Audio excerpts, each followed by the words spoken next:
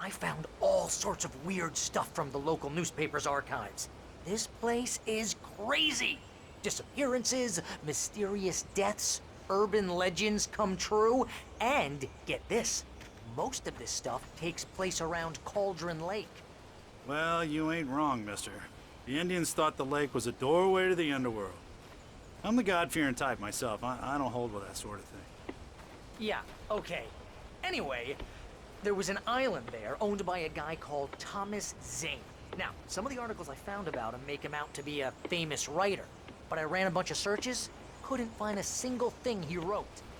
Zane was heavily into diving, so much so that the place came to be called Diver's Isle. But the volcano under the lake erupted in 1970, and Zane went down with the island.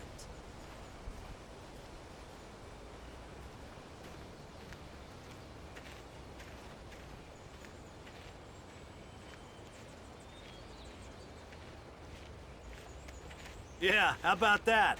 It was there in the morning, as if it had fallen from the sky. But it would take a tornado to lift something like that. We're damn lucky it didn't crush any of the trailers.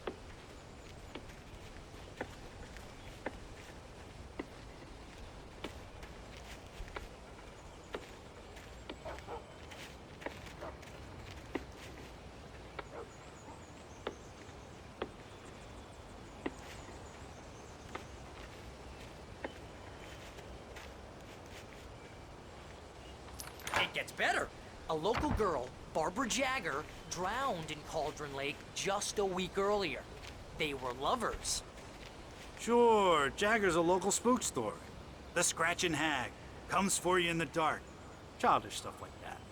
Anyway, Al, I'm just getting to the best part. All of the articles about this stuff were written by Cynthia Weaver. I asked around, and she's that crazy bag lady you met. What, the lamp lady? She can be a little loopy, but she's not homeless or anything. Yeah, anyway, she knew both Jagger and Zane before they both died, and she had some kind of a breakdown.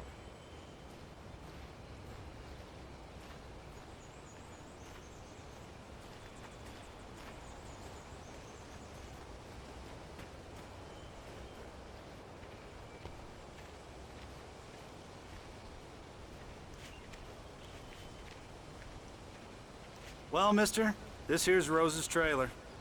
You mind me asking what you want with her? We're just here to talk to her, pal.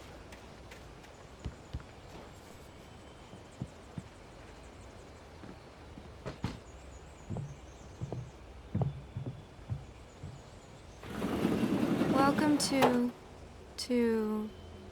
Oh dear, Mr. Wake. I'm so glad you're here. Rose, you have my manuscript? Oh. Oh yes. Yes. Please, come in. Hey, this is really good. Rose, Yes, my manuscript. I really need it. I understand. I know what you need. A muse to inspire you. Oh, for Barry? She doesn't have anything. Yeah, hey, Al? Al, what's... Oh... Barry! What? What?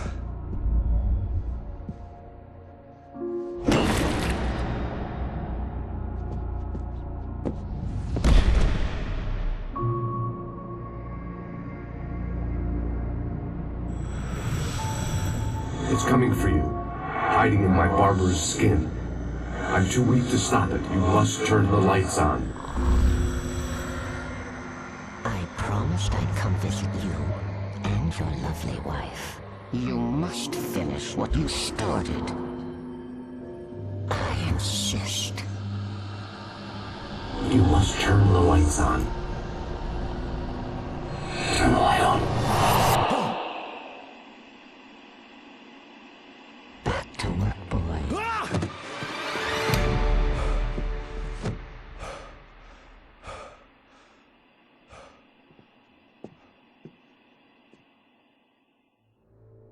I felt nauseous, hungover. Only anger kept me going. I can't tell reality from dream anymore, but it seems I have an imaginary editor to help me. She's an old woman in a funeral dress. I call her Barbara Jagger. She's very strict. I'm writing faster and faster. My manuscript is being heavily revised. The edits are getting very aggressive, and each day there's less of me and more of her. I hate it, but I know she's right. She promises me I can save Alice this way. She knows more of this than I do. About the complex incantation I'm attempting. About this place. She's worked with another writer under similar circumstances, Thomas Zane. The genre of the story seems to be shifting. It's turning into a horror story. I'm getting close. I can feel it.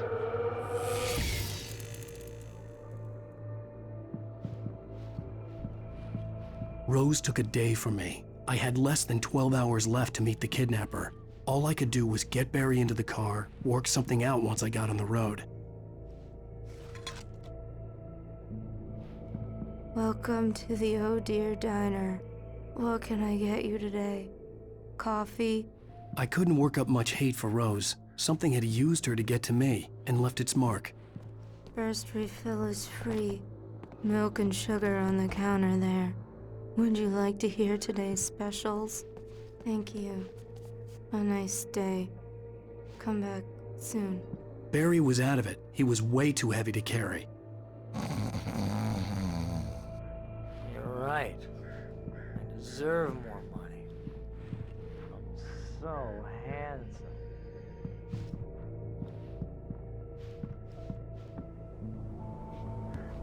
My gun and flashlight were gone. I'd have to find a way to get Barry into the car as quickly as possible. There was no time to waste. Mr. Randolph liked Rose. That little smile she had. How she was still sweet when life had tried so hard to make her bitter. It wasn't any of his business what she did in her trailer. But those strangers, the writer and his smart-ass sidekick, looked like trouble. And they'd been in there for hours, way past her normal bedtime. He reached for the phone and called the sheriff's station.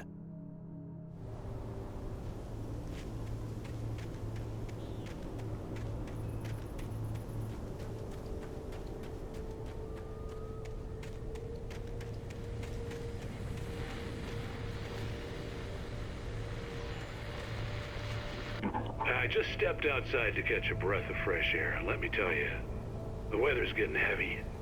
Nights like this make me especially glad I'm here talking to you and not home in bed. Once the weather takes a turn like this, I can't sleep at all.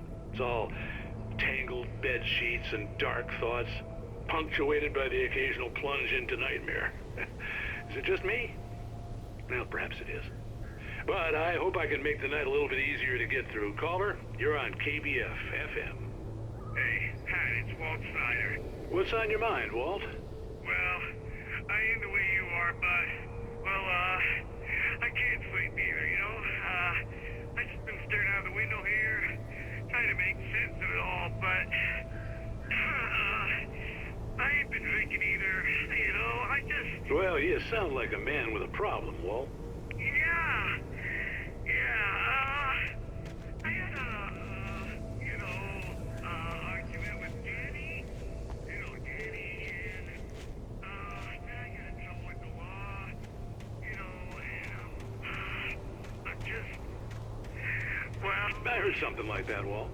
Yeah, well, you know, Danny's my best friend, and, they let me on bail today, and now I'm just alone here at the window, you know, waiting. Man, and there's something in the air tonight, man. I was just outside looking up at the sky above our broadcast tower thinking the same thing. What are you waiting for, Walt? I don't know. You know, something's gonna happen. You know, I think I better go. Well, Walt, maybe... No, thanks, Pat. Well, good luck to you, Walt. Hang in there. Let's take a little break, folks. This weather's really something else, huh? How can I be sure that you will walk away?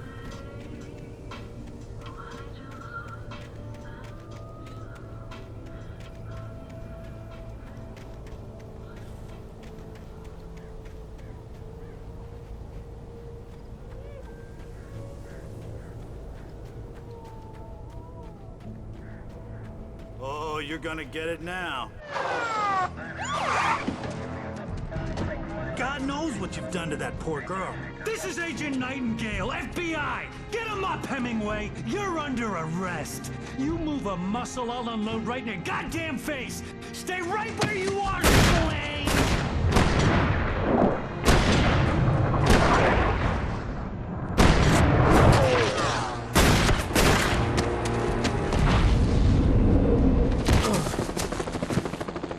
What are? I'm standing right here, you goddamn maniac!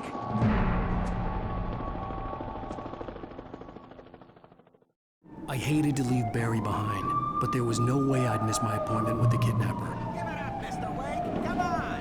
Take it easy! Don't let him get away! Move it! Move it! Move it! Let him get away!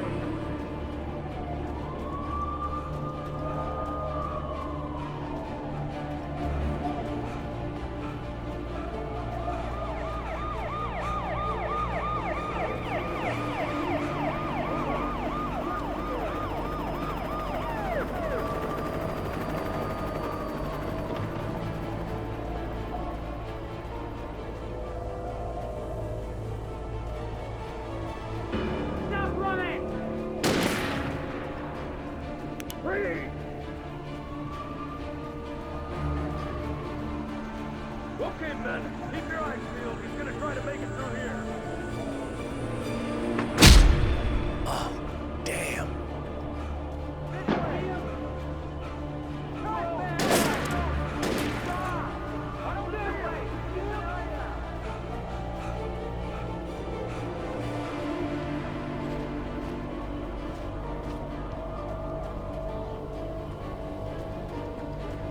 Over here! Race up here!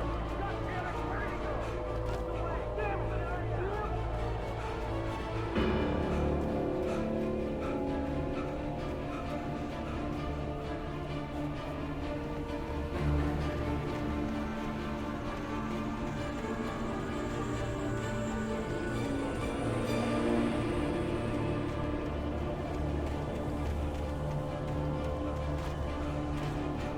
God!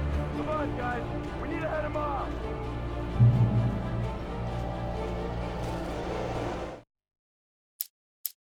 For decades, the darkness that wore Barbara Jagger's skin slept fitfully in the dark place that was its home and prison. It was hungry and in pain. It dreamed of its nights of glory when the poet's writing had called it from the depths and given it a brief, terrible taste of power and freedom. The rock stars had stirred it from the deep sleep the poet had sunk it back to in the end. When it sensed the rider on the ferry, it opened its eyes.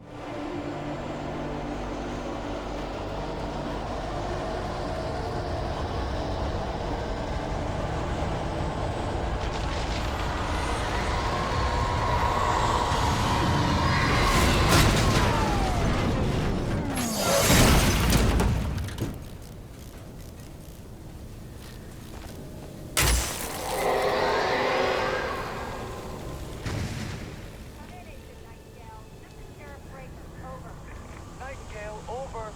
What on earth is going on? My deputies tell me he fired at Wade and he didn't have a gun. You almost hit a civilian instead.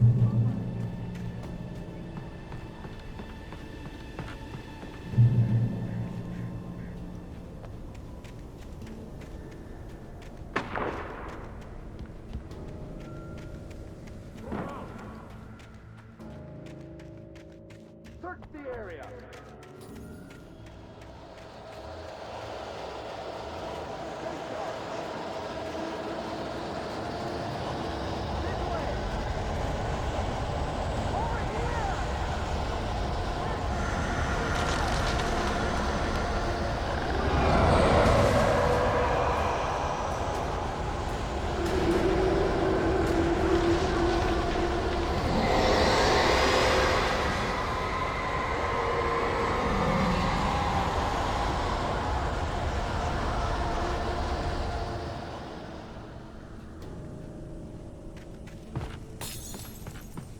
This horror was everywhere I went, circling me.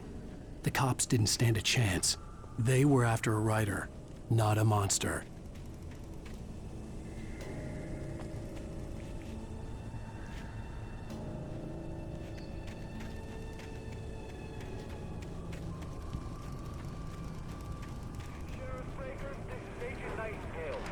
contact with Luce's men you assigned to me. It's Wake's doing. Wait, are you seriously telling me that Ryder just took out my desk?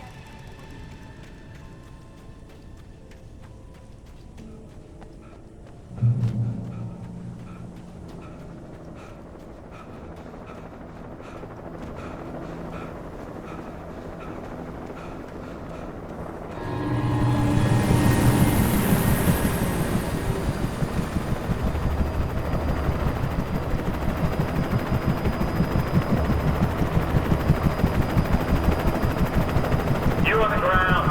Hold it right there. There's nowhere to run. Freeze!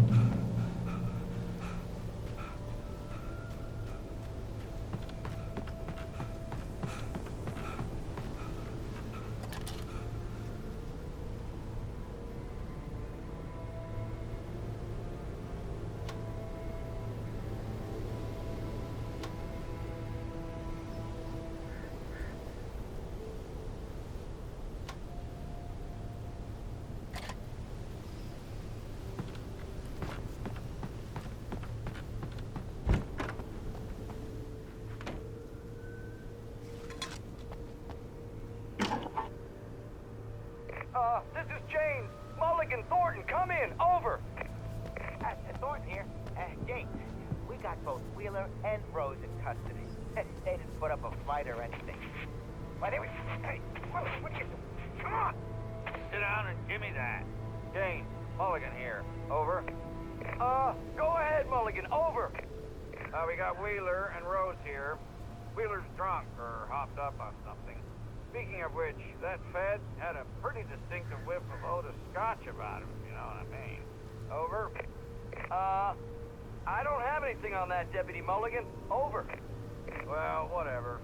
Anyway, Rose is just being plain weird here. You better get Doc in to take a look at both. Over. Gotcha. You better get them here quickly. The, Fed's gonna want to interview Wheeler. Over.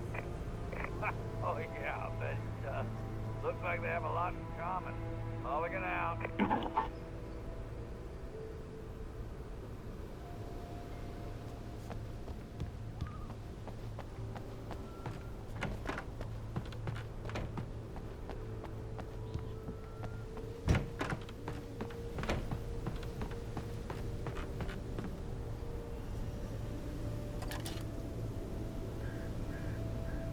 I could see the lights of the radio station in the distance.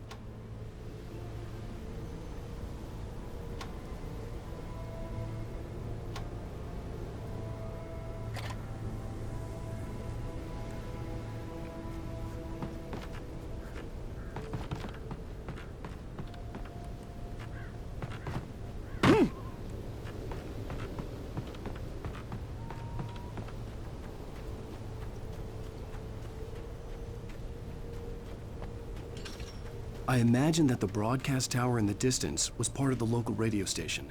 Maine seemed like a decent guy. Perhaps he could give me directions to the coal mine.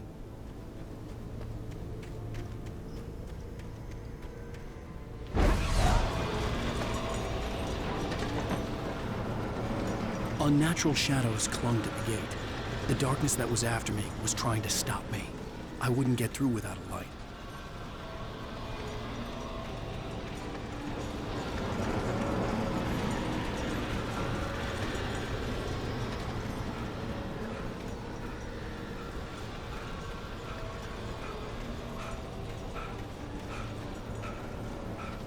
There was no power to the searchlight.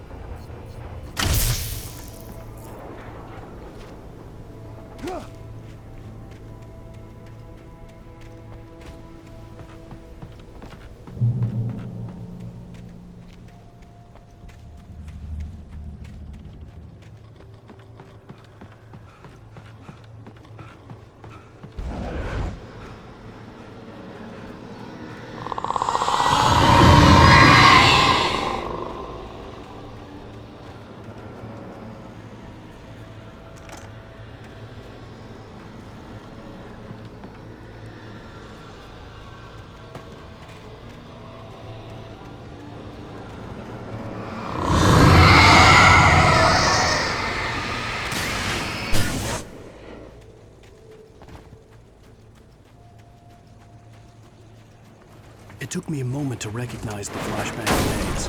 They were an ideal weapon for my situation. Team 1, come in. Over. Team 1, this is Sheriff Breaker. Report. Over. Team 2, come in. I need a report. Over.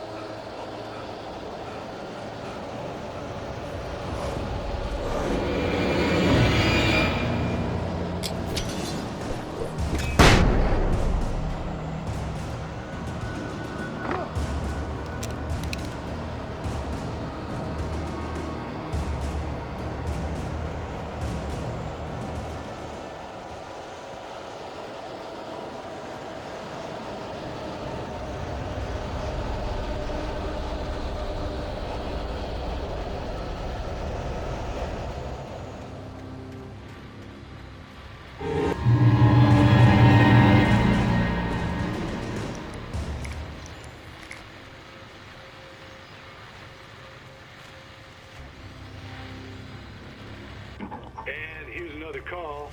You're on KBF-FM with Pat Maine. It's Milt Peabody, Pat.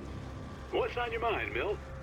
Well, I live near the trailer park, Pat, and there's a big ruckus going on over there.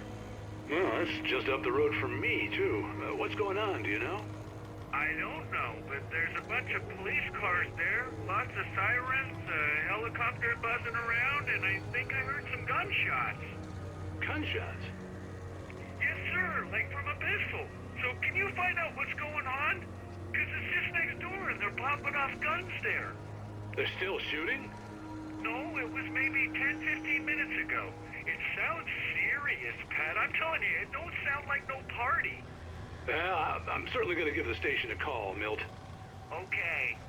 You'll hear it here as soon as I hear from them. Okay, thanks.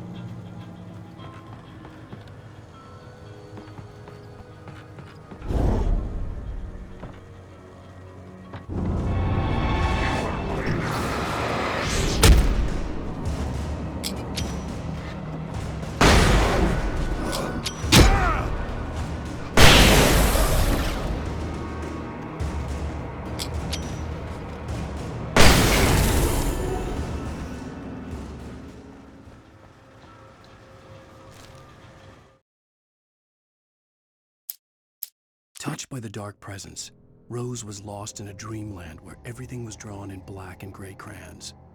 The old lady had promised her that all her wishes would come true, She would be Alan Wake's muse. She was smiling so hard it hurt her face. She crushed a bottle full of sleeping pills into the coffee. Deep down inside, she was screaming in terror.